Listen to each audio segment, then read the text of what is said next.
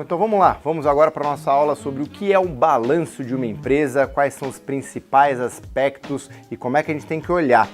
Vou fazer um exemplo aqui bem simplificado, tá bom? Para que a gente entenda os mecanismos e como é que ele é o conceito no geral. Primeiro, o balanço ele é sempre uma fotografia da empresa em um determinado momento. Os números da empresa elas mudam a cada minuto, a cada segundo, todo dia. Então não é possível a gente ter um balanço de forma dinâmica, vamos dizer assim. Então ele é sempre uma foto de um período. Como as empresas de capital aberto são obrigadas a divulgar balanços trimestralmente, eles sempre terminam com a foto, né? No final daquele período, como é que estava aquela situação patrimonial de uma empresa. Então, um balanço ele serve para a gente ver informações patrimoniais. Como é que está o total de bens e de ativos que aquela empresa gere, né? O que ela tem de compromissos e deveres por outro lado e o quanto sobra de patrimônio para ela no final do dia. Então vamos lá, vamos para um exemplo aqui. Agora vamos para o exemplo e vamos falar da representação gráfica do balanço. Então todo balanço ele é dividido ao meio. De um lado, o ativo. Do outro lado, o passivo e depois o resultado, que a gente chama de patrimônio líquido. Vamos explicar um pouquinho o que pode ir em cada uma dessas categorias para que vocês entendam um pouquinho melhor. Então, ativo é tudo aquilo que tem de bens ou disponibilidades que pode ser dinheiro ou convertido em dinheiro de uma maneira, às vezes, um pouco mais rápida ou que pode ser que se demore mais para conseguir vender, mas no final do dia são coisas que você tem algum valor ali, que dá para vender. Por exemplo, o caixa da empresa está na linha de ativo, o estoque de uma empresa está na linha de ativo, equipamentos que essa empresa possa ter adquirido, se for uma indústria ou se for uma padaria, também está na linha de ativo, né? E quaisquer outros bens que eu consiga ter algum valor ali dentro dele.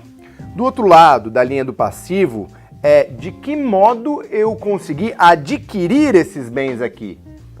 Então, pode estar no meu contas a pagar. Então, por exemplo, se eu fiz um estoque, né, e eu tomei um empréstimo, geralmente o meu fornecedor me deu, sei lá, 60 dias para pagar aqueles produtos. Então, eu tenho um contas a pagar que ficou aqui há 60 dias. Ou tomei um empréstimo no banco, né, para realizar determinadas compras de equipamento. Então, eu posso ter um valor aqui em empréstimo. Você vê que aqui são bens e aqui desse lado são obrigações. E aqui, no final, eu vou ter o que é o capital do acionista, o que eu tirei de dinheiro do bolso dos próprios sócios, ou de quem fundou a empresa, ou eventualmente de um sócio investidor. Vamos colocar aqui em números para que fique um pouquinho mais fácil de entender como é que a coisa pode vir a funcionar. Então vamos pensar numa padaria. Vou falar que eu tenho 10 mil reais em caixa, tá? Estoque. Fala que eu preciso ter um pouco mais, uns 50 mil reais de estoque. E de equipamentos que eu comprei para essa padaria, a chapeira, o liquidificador, tudo mais, tudo que compõe ali, falar que eu tenho 500 mil reais. Aí vem a pergunta, poxa, como que eu consegui adquirir todos esses bens aqui?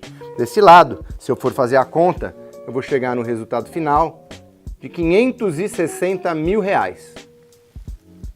Esse é o meu total de ativo. Para fins de contabilidade, uma questão técnica, essa soma de todas essas linhas tem que dar 560 mil reais. De que modo eu cheguei nesse resultado? Então vamos lá, vamos falar aqui que de contas a pagar, que esse estoque foi feito de forma financiada. Então os 50 mil está em contas a pagar. Fala que eu precisei tomar aqui de empréstimo 200 mil reais. Agora aqui, o que eu preciso fazer é uma conta simples. Então, 250 mil reais foi, de certo modo, financiado. São as obrigações que eu tenho. Então significa que o acionista, ou que o dono da padaria, vamos dizer assim, colocou 310 mil reais do bolso dele para montar o negócio. De modo que aqui eu tenho, com a soma, 560 mil reais também. Então vocês vejam que A parte que eu estou financiado, eu vou ter de obrigações aqui com fornecedores e empréstimos 250 mil reais, vou ter meu caixa, estoque, equipamentos aqui, que é como eu espero ter meus lucros e resultados, e 310 mil reais é o dinheiro que o dono da padaria veio a investir na montagem desse negócio. Então, para tentar amarrar e para tentar concluir como é que é a coisa de fato, tá? Porque vamos lembrar que isso daqui é um balanço bem simples. Quando a gente for para empresas de capital aberto, o balanço ele é muito mais complexo e com muito mais linhas.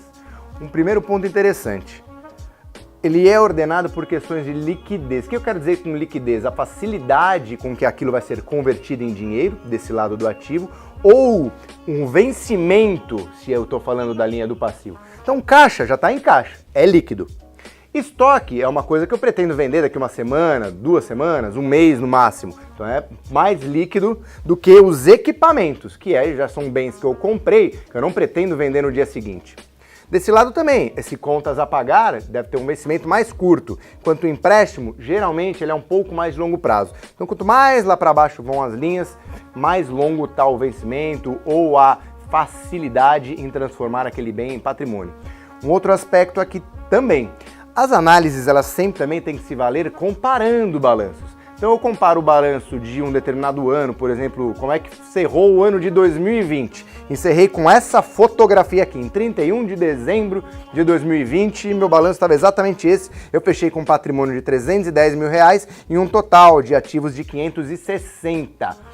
Como é que você vai analisar? Poxa, como que vai fechar, será, 31 de dezembro de 2021? Sempre a expectativa é de que o patrimônio aqui aumente. Por quê? Quando eu tenho lucro, obrigatoriamente ele vem para cá. Eu sempre aumento o meu patrimônio. Então, uma das formas de a gente conseguir ler e ler direito o balanço de uma empresa é o patrimônio está aumentando conforme as sucessivas fotos que eu vou tirando. O passivo, os empréstimos aqui estão pelo menos controlados. Não tem problema eles crescerem tanto. O problema é ele crescer muito mais do que o patrimônio, né? Porque isso vai refletir como é que está a minha base de ativos. Eu aumentei? Vamos pensar que esse padeiro aqui vai montar uma segunda, uma terceira padaria. Ele vai sair de 560 mil para 1 milhão, 1 milhão e meio, 3 milhões. De que modo ele fez isso? Como é que está essa dinâmica? Ele tomou um empréstimo e por isso aumentou a base de ativos? Ou ele foi acumulando lucro e aí construindo organicamente a sua rede de padarias? Então a gente vai ver isso daqui nas próximas aulas, mas o conceito geral aqui de um balanço de contabilidade foi esse aqui. Então vamos falar agora sobre a DRE, ou a demonstração de resultados do exercício. Então aqui o que eu tenho é uma apuração de resultados de um período constituído. Então geralmente, novamente, quando a gente está falando de empresa de capital aberto, é um determinado trimestre. São aqueles 3 meses, aqueles 90 dias, o que eu tive de venda e o que eu consegui apurar de lucro. Vamos voltar para o exemplo da padaria para contextualizar e ficar mais fácil aqui da gente conseguir entender. A primeira linha sempre de uma DRE é o quanto eu tenho de receita, que são também as vendas no caso da padaria. Vamos falar que nesse exemplo a padaria vendeu durante um determinado mês 100 mil reais. Então ela acumulou em vendas 100 mil reais. Foi o que entrou no caixa dela na apuração dia a dia. Na segunda linha eu tenho que apurar qual foi o custo da minha mercadoria, o quanto que eu paguei, né, pelos ingredientes do pão, pela manteiga e tudo mais, aquelas mercadorias que eu vendi. Vamos estipular aqui que custou 40 mil reais. Daqueles 100 mil que eu vendi, 40 mil foi custo diretamente dos produtos. Se eu tive isso, eu consegui um resultado que a gente chama de lucro bruto de 60 mil reais.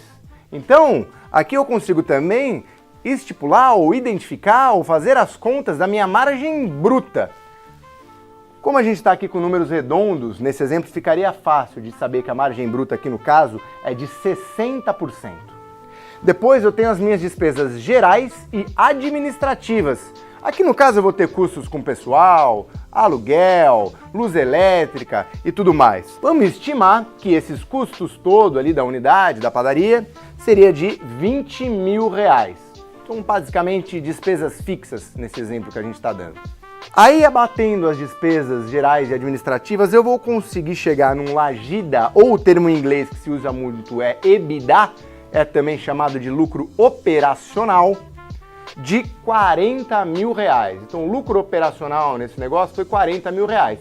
tive minhas vendas, paguei as mercadorias, abati as minhas despesas fixas, custo com pessoal, energia elétrica e cheguei no meu lucro operacional de R$40 mil. A margem EBITDA, aqui no caso, se eu for fazer a conta, é de 40%. Lembrando que nesse exemplo, o proprietário da padaria ele tomou um empréstimo para conseguir financiar a sua operação. Então ele teve um custo, né? Vamos falar que ele teve aqui juros e amortização que ele teve que fazer na ordem de R$20 mil aqui nesse exemplo. Se eu tive isso, o que sobrou lá no final da conta para mim foi um lucro líquido de R$20 mil também. Ou seja, tive as minhas vendas, paguei minhas mercadorias, paguei minha despesa fixa, tive também despesas com empréstimo e no final me sobrou o lucro líquido, que é a minha margem líquida, é aquilo que de fato eu vou conseguir incorporar ali naquela minha linha, né, lembrando da parte do balanço, ao meu patrimônio. No caso aqui, nesse exercício eu vou conseguir somar, vou conseguir aumentar o meu patrimônio em R$20 mil. Minha margem líquida aqui no caso também é 20%. O 20 dividido por 100. Lembrando aqui que esse exemplo que a gente está usando, ele é bem simples.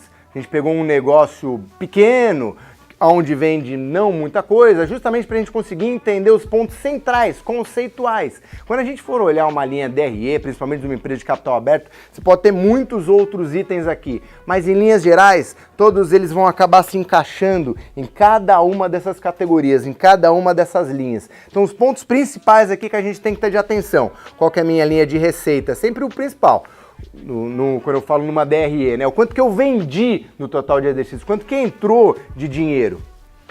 Depois o meu CMV, quanto que custou a questão das mercadorias, os produtos que eu vendi, quanto que eles custaram, para daí chegar no lucro bruto. Dividir o lucro bruto pela quantidade de vendas, eu chego na minha margem bruta.